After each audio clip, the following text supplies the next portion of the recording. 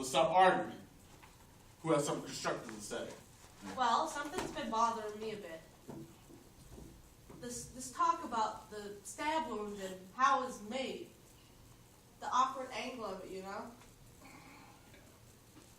Don't tell me we're going to start that again. We went over it and over it in court. I know we did, but I don't buy into it. The father was 6'2", and the son was 5'8". That's a difference of 6 inches. It's a very awkward thing to try to stab somebody that's 6 inches taller than you. Look, you're not going to be satisfied till you see it again. Somebody get up. I'm going to give you a demonstration. Is that 6 inches? That's more than 6 inches. Let it be more. Now watch this closely. I don't want to have to do it again. Watch it. Hey, that's not funny. What's the matter with you? Now just calm down. Nobody's hurt, are they?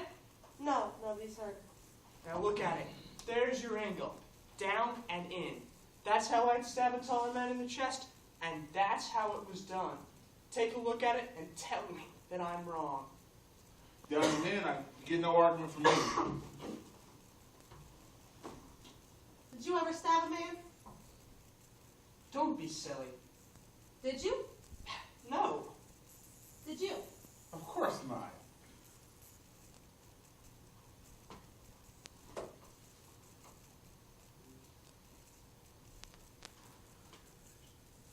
I'm telling you, it's just common sense. Common sense. Did you ever see a man get stabbed? Well, no. Did you? Now, wait a minute.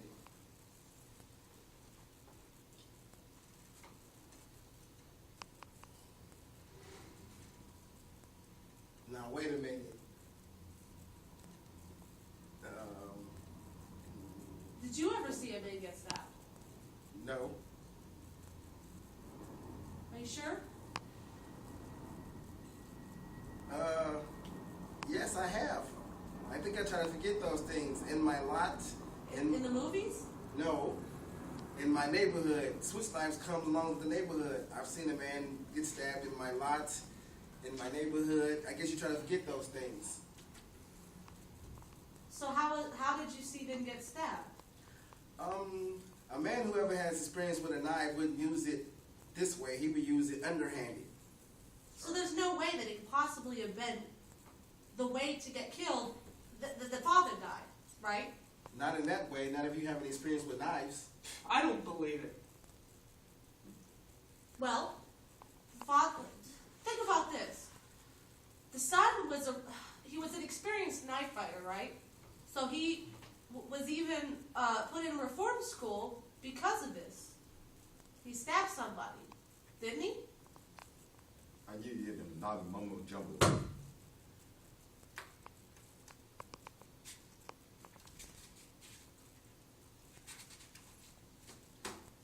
Well, I don't know.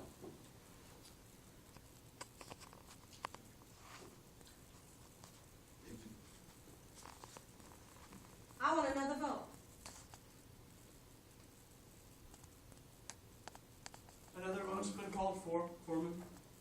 Well, another vote's been called for. I think the quickest way to show this is by a show of hands. All those in favor for acquittal, raise your hand. I got 1, 2, 3, 4, 5, 6, 7, 8, 9. And those who want to do not approve. 1, 2, 3. All right, we have 9-3 in favor for acquittal. I don't understand you people, man. Man, I don't see how you can see that this kid is innocent. This kid is not innocent, man. These people lie. They don't know the truth from the false. Man. Y'all don't understand? Yeah, why y'all don't understand me? I don't understand it. I've had enough. If you open your mouth again, I'm going to split your skull.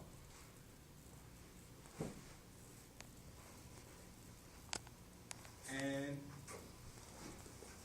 All right. Sit down, everybody. I still believe the boy is guilty of murder. I'll tell you why. To me, the most damning evidence was given by the woman across the street who claimed she actually saw the murder committed. That's right. That's the most important testimony. All right, let's go over her testimony. What exactly did she say? I believe I can recount it accurately. She said that she went to bed at about 11 o'clock that night. Her bed was next to an open window. She could look out of the window while laying down and see directly the window across the street. She tossed and turned for over an hour, unable to fall asleep. Finally, she turned toward the window at about 12:10. And as she looked out, she saw the boy stab his father. As far as I can see, that's unshakable testimony. That's what I mean.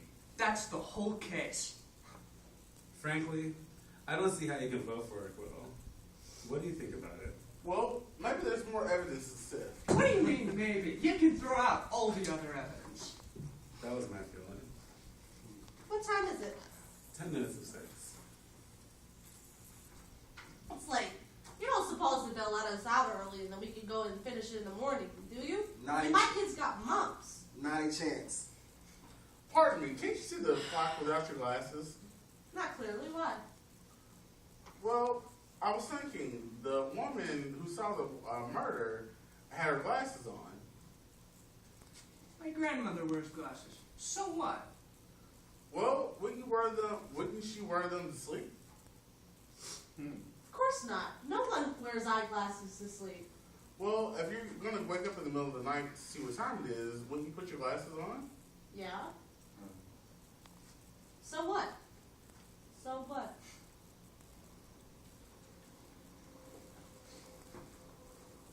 As I said, my grandmother wears glasses. That's right, she wore bifocals. Of course she did. The woman wore bifocals. I remember this very clearly. It looked quite strong. Your grandmother isn't a murder witness. Listen, she wasn't wearing on the bed. I remember quite clearly that she stated that she was tossing and turning in bed, and then she woke up and casually looked out the window. Now, I do think that she probably thought that she saw the son kill his father, but I think that she just saw a blur. How do you know what she saw?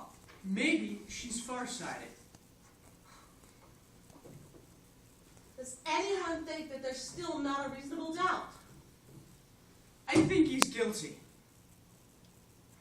Does anybody else? No, I'm convinced. You have. I don't care if I'm alone or not. I have a right. You have a right? I told you I think the kid's guilty. What else do you want? Your arguments. I gave you my arguments. Well, we're not convinced. We've got time. Listen, you're the guy. You made all the arguments. Don't change your mind now. A guilty man's going to be walking the street.